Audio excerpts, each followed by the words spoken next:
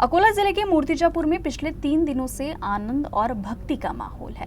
मौका है 3 दिवसीय पुंडलिक महाराज जयंती यात्रा का। 77 साल पुरानी परंपरा वाली इस यात्रा में लाखों श्रद्धालु शामिल हुए। ये है अकोला जिले के मूर्तिजापुर के ग्राम देवता पुंडलिक महाराज की यात्रा। चैत्र शुद्ध पंचमी को इस यात्रा की शुरुआत होती है। ये यात्रा 1948 से मूर्तिजापुर के पुंडलिक नगर में आयोजित की जाती है।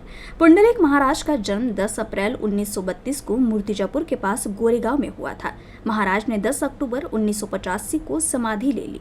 पुंडलिक महाराज संस्थान वर्ष भर विभिन्न उत्सवों और सेवाओं का आयोजन करता है। चराचरात वास करणारी चैतन्य शक्ती मुंगसाचे देव पुंडलिक देव आज परमहंस पुंडलिक देवाचा 93वा जन्मोत्सव यात्रेच्या स्वरूपात मोठ्या उत्साहानं भाविक भक्तांच्या उपस्थितीत साजरा होतो। पुंडलिक महाराज संस्थांचे अन्नदान आदी रक्तदान आदी आणि आता गेल्या 10 वर्षात ह्या यात्रेमध्ये आम्ही धार्मिक कार्यासोबत होम हवनासोबतच कृषी प्रदर्शनीसुद्धा ठेवलेली आहे आणि कृषी संमेलनामध्ये एक साहित्य संमेलनसुद्धा असते। अनेक गावोगावीचे भक्त येतात।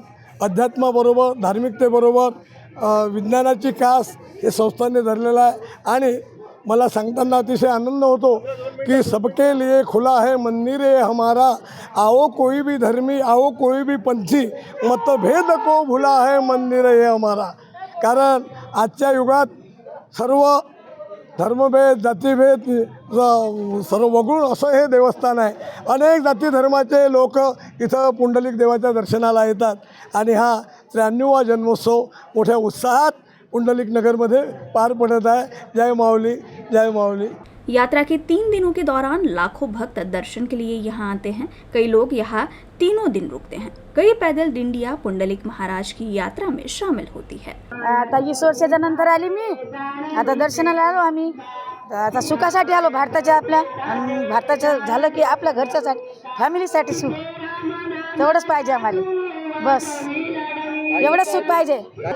खूप श्रद्धा आहे आपल्या लेकराची फॅमिलीची सुख शिक्षण आपल्या लेकराले।